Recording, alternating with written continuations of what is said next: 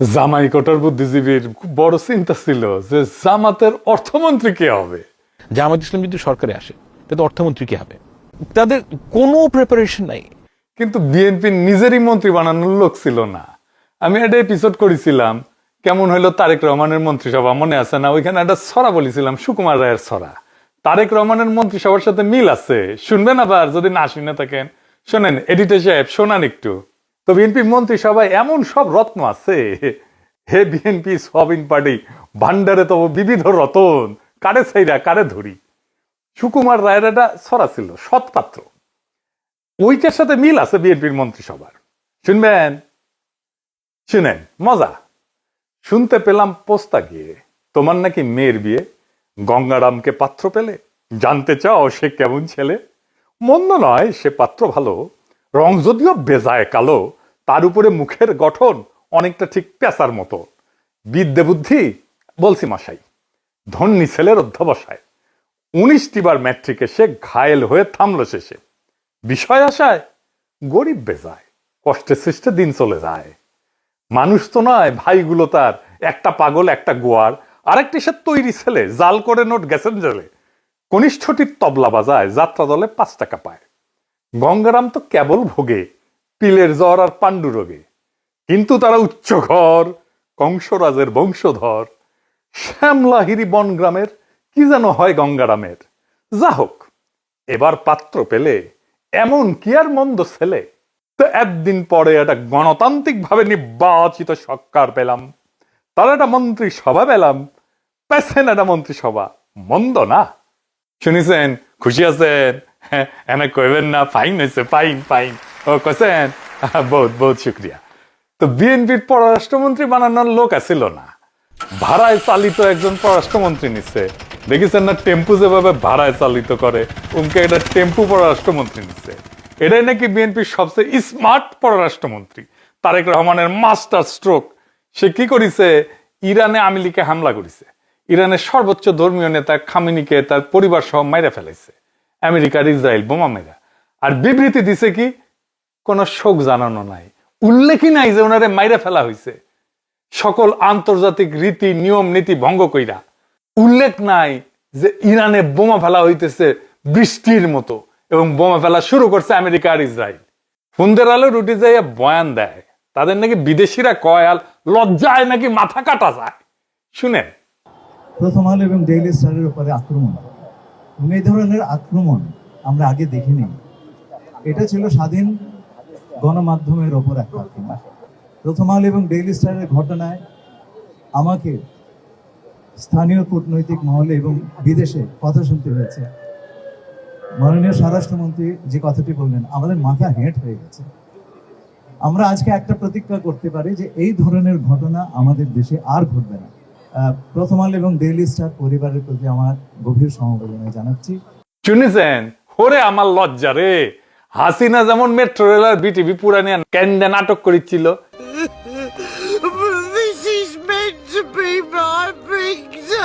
এরা ফুন্দের আলো আর দিল রিস্টার নিয়া ওই একই নাটক করিচ্ছে। নাটক কম করো প্রিয়, মিল আছে না? এরা দেশের উপরে নির্বিচারে বোমা ফেলতেছে, বাচ্চাদের স্কুলে বোমা ফেলে, মাসুম বাচ্চাদেরকে মেরে ফেলতেছে, সর্বোচ্চ নেতাদের মেরে ফেলতেছে। তার উপরে বোমা মারা শুরু করছে আমেরিকার ইসরায়েল। আর বাংলাদেশের পররাষ্ট্র মন্ত্রণালয় বিবৃতি দেয়, তাদের এইসবের কোনো উল্লেখ নাই, এমনকি নিহত নেতার জন্য কোনো শোক নাই। আমেরিকা যে ভাষায় বিবৃতি দিছে, ইসরায়েল যে ভাষায় বিবৃতি দিছে, ইন্ডিয়া যে ভাষায় বিবৃতি দিছে, ঠিক একই ভাষায় বিবৃতি দিছে এই পররাষ্ট্র মন্ত্রণালয়, তারেক রহমানের পররাষ্ট্র মন্ত্রণালয়, খলিলুর রহমানের পররাষ্ট্র মন্ত্রণালয়। আমরা ওই বিবৃতিতে জালেমের কণ্ঠস্বর শুনি, ওই বিবৃতিতে ফেরাউনের কণ্ঠস্বর শুনি, ওই বিবৃতিতে আমরা নমরুদের কণ্ঠস্বর শুনি। নিউ এজেন্ট নুরুল কবির নাকে রুমাল চেপে বিএনপি ভোট দিছিল, শোনেন নাই? শোনেন আবার। এই দেশের বহু মানুষ নাকে রুমাল দিয়ে বিএনপিকে ভোট দিয়েছে। নাকে রুমাল দিয়ে কেন? ওই ধানের শীষ দেখলে তার চাঁদাবাজির দুর্গন্ধ তার নাকে আসে। এই নাকে রুমাল দিয়ে দিয়েছে জামাত ইসলামের হাত থেকে বাঁচবার জন্য। শুনেছেন, সেই নুরুল কবির এইটাও সইতে না পেরা ইংরেজির স্ট্যাটাস মারিছে। ইংরেজি যেহেতু কইছে ঠিকই কইছে, তাই না? তো কইছেটা কি, বাংলায় কই লিখেছে, বাংলাদেশের পররাষ্ট্র মন্ত্রণালয় এবং তার সম্প্রসারণ হিসাবে বাংলাদেশ জাতীয়তাবাদী দল বিএনপি ইরানের বিরুদ্ধে আমেরিকা ইসরায়েলের অবৈধ আগ্রাসী যুদ্ধের বিষয়ে দেশের মানুষের অনুভূতিকে প্রতিনিধিত্ব করতে সম্পূর্ণভাবে ব্যর্থ হয়েছে। যেখানে এটা স্পষ্টভাবে সন্ত্রাসী হামলা ছিল, সেখানে পররাষ্ট্র মন্ত্রণালয়ের বিবৃতিতে শুধু আমেরিকা ইসরায়েলের অপরাধের নিন্দা জানাতেই ব্যর্থ হয়নি, বরং অপরাধী জুটির নামও উল্লেখ করা হয়নি। এর চেয়ে আশ্চর্যের বিষয় হলো, বিশ্বের মানুষ এমনকি আমেরিকার গণতান্ত্রিক মনোভাবাপন্ন অংশের লোকজনও যখন ইরানের উপরে হত্যাযজ্ঞের বিরুদ্ধে প্রতিবাদ করছে, তখন বাংলাদেশের পররাষ্ট্র মন্ত্রণালয় উল্টো উপসাগরীয় অঞ্চলে মার্কিন সামরিক ঘাঁটি লক্ষ্যবস্তু করার জন্য ইরানকে সমালোচনা করছে। এটি আমাদের জন্য, বাংলাদেশের জনগণের জন্য অপমানজনক। এটি রাষ্ট্রের এক নৈতিক ব্যর্থতা, অগ্রহণযোগ্য, সম্পূর্ণ অগ্রহণযোগ্য। খুবই ভালো লিখেছেন উনি, উনারা ধন্যবাদ। উনি এখন হুশে আসিছেন। কেন নুরুল কবির ভাই, আপনার ভাষায় তো মোনাফেক জামাত ক্ষমতায় আসেনি, মানে নেন, এটাও মানতে পারতেছেন না কেন? এটা বুঝতে পারেননি কেন এটা ঘটবে? এত সিনিয়র মানুষ, বাম রাজনীতি করে আসছেন, আপনি এটা বুঝতে পারেননি এটা ঘটবে? চান্দাবাদী, ধান্দাবাজি, সন্ত্রাস, ধর্ষণের গন্ধ নাকে রুমাল চেপে সহ্য করে ভোট দিচ্ছেন এই বিএনপি রে। জামাতের বিরুদ্ধে নিরন্তর ঘৃণা উৎপাদন করে গেছেন, নাকে রুমাল চেপে এই গন্ধও নেন, এটা নিতে পারতেছেন না কেন? এই জিনিস আরো আসবে, এটা বুঝতে পারেননি এত বড় বাম হইয়া, এত দিনের এত পুরানা বাম হইয়া, এত সিনিয়র মানুষ হইয়া এটা বুঝতে পারেননি। এ দায় কার? এভাবে তো বাংলাদেশকে আপনারাই বারবার গাড্ডায় ফেলাইছেন। হাসিনা তো বাংলাদেশকে বাপের তালুক মনে করে শাসন করতো বাংলাদেশকে। খলিলুর রহমানরা বাংলাদেশকে আমেরিকা, ইসরায়েল আর ইন্ডিয়ার দাস বানায় তারপর বিদায় নেবে। আমি বিশ্ব স্বাস্থ্য সংস্থার একটা জেনারেল অ্যাসেম্বলিতে পার্টিসিপেট করেছিলাম মেলা আগে। তো একটা সেশন ছিল জেনেরিক ড্রাগ নিয়ে। ওইখানে আমেরিকার যে পজিশন, এটা আমেরিকা ডিফেন্ড করতেছে না, কিন্তু চুপ করে বসে আছে আমেরিকানরা। চিল্লাইতেছে নাইজেরিয়ার প্রতিনিধি, নাইজেরিয়ার স্বাস্থ্যমন্ত্রী। তো আমেরিকান এরকম খলিলুর রহমানের মতো মাউথ পিস বানায় রাখে বিভিন্ন জায়গায়, বিভিন্ন দেশে। খালি তো দোস্ত অজিত দেওয়ালের দাওয়াত দিছে। দেখেন অজিত দেওয়াল আর খলিলুর রহমান মিলা কি তাণ্ডব চালায় বাংলাদেশে। এক রামে রক্ষা নাই, সুগ্রীপ্তার মিতা। হাসিনার সরকার তারেক রহমানের সরকারের চাইতে পররাষ্ট্রনীতিতে কয়েক গুণ ভালো ছিল। ইউক্রেনের টাইমে বিবৃতি দিছে না, ব্যালেন্স বিবৃতি দিছে না, পড়ে দেখেন। হাসিনার আমলে তো চীন, আমেরিকা, ইন্ডিয়া তারে ব্যালেন্স করে চলছে। ইন্ডিয়ার হেজিমনি ছিল, কিন্তু সে তো ব্যালেন্স করছে। চীন, ইন্ডিয়া, আমেরিকা ব্যালেন্স করছে না। এখন খলিলুর রহমান কি করবে? ইরান তো বাংলাদেশে তাদের এমবাসিতে শোক বই খুলিছে, ওটি খলিলুর রহমান যে সাইন করবে না, করবে না, ওটি শোক জানাবে না? ওখানে শোক জানাবে, অবশ্যই জানাবে। তো বিবৃতিতে শোক জানাইতে হাগা কষা হয়ে গেছিল কেন? আসলে খলিলুর রহমান ধরে নিছিল ইরানের রেজিম চেঞ্জ হবে, বদলাবে, তাই উত্তেজনা ধরে রাখতে পারে নাই।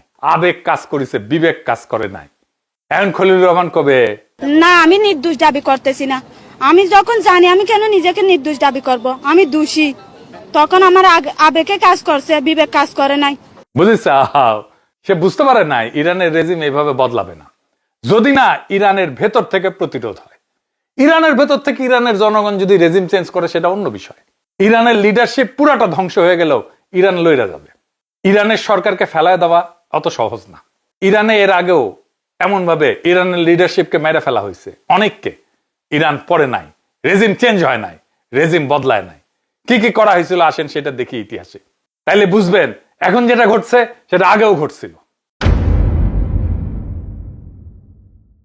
অনেকে বলতেছে ইরানের মধ্যে ইসরায়েলের গোয়েন্দা সংস্থা ঢুকিছে। হ্যাঁ, ঢুকিছে, এটা আজকের কথা না, অনেক আগে থেকেই ঢুকিছে।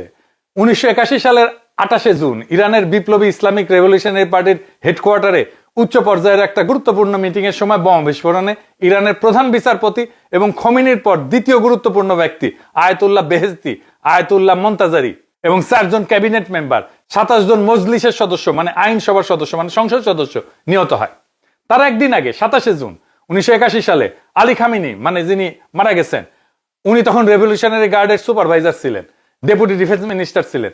উনি একটা বক্তৃতা দিতে যায়, টেপ রেকর্ডারের মধ্যে বোমা লুকায় রাখা হয়েছিল, সেটা বিস্ফোরিত হয়। সেই যাত্রা প্রাণে বেঁচে যায়, কিন্তু চিরস্থায়ীভাবে পঙ্গু হয়ে যান। ওনার কিন্তু ডান হাত চিরস্থায়ীভাবে প্যারালাইজড, ডান হাত নড়তো না। কিন্তু দেখেন ওই নিউজ দেখেন। উনি যে এইভাবে শহীদী মৃত্যুবরণ করছেন, শুধু ইরানে না, সারা দুনিয়াতে উদ্দীপ্ত করছে, তার হিসাব নাই। মোহাম্মদ আলী রাজাই দ্বিতীয় রাষ্ট্রপতি ইরাক ইরান যুদ্ধের সময় 1981 সালে 30শে আগস্ট প্রধানমন্ত্রী অফিসে বোমা বিস্ফোরণে নিহত হন। মোহাম্মদ জাভেদ বাহানার তৎকালীন প্রধানমন্ত্রী একই হামলায় নিহত হন। সাথে 6 জন আরো উচ্চপদস্থ কর্মকর্তা নিহত হন। ইরান ইরাক যুদ্ধের অন্যতম সফল সমন্বয়ক জেনারেল সৈয়দ আলী সিরাজি 1999 সালে উনিও নিহত হন, ওনাকেও মেরে ফেলা হয়, অ্যাসাসিনেট করা হয়। এই যতগুলো হামলার কথা বললাম সবগুলো হামলা করে একটা চরম বামপন্থী মার্কসিস্ট ইরানি সংগঠন মুজাহিদিন আখালেক, সংক্ষেপে MEK। ইরানের বিপ্লবের পর এরাই খমিনির বিপ্লবী সরকারের সবচেয়ে বড় আভ্যন্তরীণ প্রতিদ্বন্দ্বী ছিল। উপরের এত সব বিশাল হামলা আর সফল অ্যাসাসিনেশনের পরেও খমিনির এই রেজিম ভালোভাবেই টিকে যায়, এবারও যাবে ইনশাল্লাহ। এই ইতিহাস খলিলুর রহমানের মনে জানা নাই। খালি 1981-82 সালে MEK খমিনি সরকারের প্রায় 650 সদস্যকে অ্যাসাসিনেট করে। 650, একজন দুইজন না। MEK এত কিছু করার পরে রেজিম ফল করাইতে পারে নাই। আর আমেরিকা ইসরায়েল ভাবতেছে কিছু জেনারেল লিডারকে বিমান হামলায় মারলে রেজিম ফল করবে। হ্যাঁ, এতই সোজা। হ্যাঁ, MEK আমেরিকা ইসরায়েলের চেয়ে বেশি ডেঞ্জারাস ছিল, কারণ তারাও ইরানি এবং সফলভাবে ব্যাপক আকারে রেজিমকে তারা ইনফিলট্রেট করছিল। ওই জায়গা থেকে উঠে আসছে ইরান, আবার আসবে। শিখেন ওদের কাছ থেকে মেরুদণ্ড কাকে বলে, মর্যাদা কাকে বলে, বীরত্ব কাকে বলে, আত্মসম্মান কাকে বলে। আমরা যদি এটা শিখতে পারি, কেউ আমাদের দাবায় রাখতে পারবে না। মনে রাখেন, লড়াই করতে করতে মরে যাওয়াটাই পরাজয় না, মাথা নত করাটা পরাজয়, মাথা উঁচু করে নিশ্চিহ্ন হয়ে যাওয়াটা বিজয়।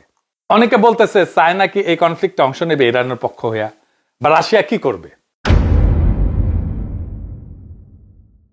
এই প্রশ্নের উত্তর আমরা খুঁজে পাবো আমরা যদি কয়েকটা ডট মিলাইতে পারি। তাহলে আপনারা নিজেরাই বুঝে যাবেন এই লড়াইয়ে ট্রাম্প আসলে কি অ্যাচিভ করতে চায়, আর সেইটা বুঝলে চায়না কি পজিশন নেবে সেটাও বুঝতে পারবেন। আসেন ট্রাম্পের খেলাটা বুঝে দেখি। আমাদের একটু আগে থেকে শুরু করতে হবে, না হলে একটা বিগ পিকচার যেটাকে বলে সেটা স্পষ্ট হবে না। কয়েক বছর আগে পর্যন্ত আপনারা শুনছেন না যে আমেরিকার সুপ্রিমেসি ভেঙে যাচ্ছে, আমেরিকার গ্লোবাল লিডার নাই, আফগানিস্তান থেকে সেনা প্রত্যাহার করছে চোরের মতো রাতের অন্ধকারে, মধ্যপ্রাচ্যে অনিশ্চয়তা, রাশিয়ার ইউক্রেনে আক্রমণ, চীনের দ্রুত উত্থান, ব্রিক্স দেশগুলোর ডলারের বিকল্প নিয়ে কথা বলতেছে। বিশ্ব রাজনীতিতে একটা ধারণা তৈরি হচ্ছিল আমেরিকার আগের মতো নাই। এখন আসেন আমেরিকার ভেতরের দিকে। আমেরিকার ভেতরে গত দশকে ডেমোক্র্যাট পার্টি দ্রুত প্রগতিশীল পজিশন নিছে, মানে হাঙ্গারের সোয়াবিন পার্টির মতো। ইমিগ্রেশন আইন সফট করছে, ক্রিমিনাল জাস্টিস রিফর্ম করছে, জেন্ডার এবং সামাজিক রীতিতে পরিবর্তন করছে, বড় আকারের সরকারি ব্যয় করছে, কালচারাল পলিসি করছে।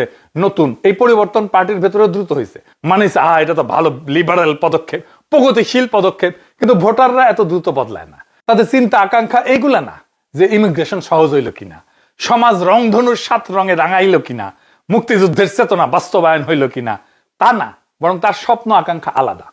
ফলে একটা গ্যাপ তৈরি হয়, রাজনৈতিক নেতৃত্ব একদিকে আর সাধারণ মানুষ অন্যদিকে। আমেরিকান নাগরিকের অনেকেই অনুভব করলো রাষ্ট্রের অগ্রাধিকার বদলে গেছে, প্রায়োরিটি বদলে গেছে, কিন্তু তাদের জীবনের যে মৌলিক প্রশ্নগুলো তাদেরকে সবসময় তাড়িত করে সেটা রয়ে গেছে। সেটা কি? চাকরি, ব্যবসা, শিল্প, এনার্জি, আইন শৃঙ্খলা, স্বাস্থ্য। এই গ্যাপের মধ্যে আসে ট্রাম্পের মেক আমেরিকা গ্রেট এগেন। এই গ্যাপের মধ্যে আসে। এটা শুধু একটা স্লোগান না, এটা ছিল একটা সাইকোলজিক্যাল রিকল, মনস্তাত্ত্বিক রিকল। পুরোনো ভয়, গর্ব, ক্ষোভ এবং ঐতিহাসিক স্মৃতি মানুষের মনে আবার জাগায় তোলা। আমেরিকা গ্রেট ছিল, এখন দুর্বল, আবার শক্ত হইতে হবে। এখানে প্রশ্ন আসে কিভাবে গ্রেট হবে? কেউ শুধু আবেগ দিয়ে সুপার পাওয়ার হয় না। একটা রাষ্ট্র তখনই গ্রেট থাকে যখন তার থাকে উৎপাদন, শিল্প ক্ষমতা, এনার্জি, নিরাপত্তা, সামরিক শ্রেষ্ঠত্ব, আভ্যন্তরীণ ঐক্য। তাহলে আমেরিকাকে গ্রেট হতে হলে কাকে হারাতে হবে? আজকের পৃথিবীতে আমেরিকার তাহলে প্রকৃত চ্যালেঞ্জার কে? চীন। রাশিয়া আঞ্চলিক শক্তি, কিন্তু বৈশ্বিক শিল্প, প্রযুক্তি, অর্থনীতি এই স্কেলে চ্যালেঞ্জ করতে পারে শুধু চীন। তাহলে যদি আপনি আমেরিকাকে আবার গ্রেট করতে চান, আপনাকে কি করতে হবে? চীনকে হারাইতে হবে। আপনাকে আপনার চ্যালেঞ্জারের অর্থনৈতিক গ্রোথ স্লো করতে হবে, বা তার চেয়ে বেশি গ্রো করতে হবে। আপনি যদি তার চেয়ে বেশি গ্রো করতে না পারেন, তাহলে আপনার চ্যালেঞ্জারের গ্রোথকে স্লো করতে হবে। এটাই আমেরিকাকে গ্রেট করার তরিকা, সিম্পল তরিকা। তাতে কি করতে হবে? তার শিল্পের জ্বালানি কেটে দিতে হবে, তার সাপ্লাই লাইন ঝুঁকির মধ্যে ফেলতে হবে। সরাসরি যুদ্ধ না, স্ট্র্যাটেজিক প্রেসার, কৌশলগত চাপ। চীনের একমাত্র দুর্বলতা সে তেলের উৎপাদক না, আমেরিকা নিজের তেল নিজে উৎপাদন করে। দুনিয়ার সবচেয়ে বড় তেলের মজুত আমেরিকার। চীনকে প্রত্যেকদিন বিপুল পরিমাণে তেল আমদানি করতে হয়। তেল ছাড়া চীনের অর্থনীতি থমকে যাবে। তার শিল্প দাঁড়ায় আছে সমুদ্রে পথে আসা তেলের উপরে, আর কিছু আসে রাশিয়া থেকে পাইপলাইনে। চীনের জন্য এই সমুদ্র পথে আসা তেলের বড় উৎস কোথায়? মধ্যপ্রাচ্য, ইরান, ভেনেজুয়েলা। রাশিয়া থেকে আসে মাত্র 20%। এবার বুঝছেন কেন ভেনেজুয়েলাতে অ্যাটাক করে মাদুরোকে তুলে নিয়ে যাওয়া হলো? ভেনেজুয়েলার তেল আর আসতেছে না চায়নাতে। 67% কমে গেছে আসা তেল, ভেনেজুয়েলার তেল। 2025 সালে ভেনেজুয়েলার তেল রপ্তানির প্রায় 60 থেকে 80% ছিল চীনে। তারপরে কি হলো? ভেনেজুয়েলা বন্ধ, এরপরে আসলো ইরানের সাথে যুদ্ধ বাধায় হরমুজ প্রণালী বন্ধ করে দিল। শোনেন, Attention all ships, attention all ships, attention all ships. This is Sepah Navy, Iran's Islamic Revolutionary Guard Corps Navy.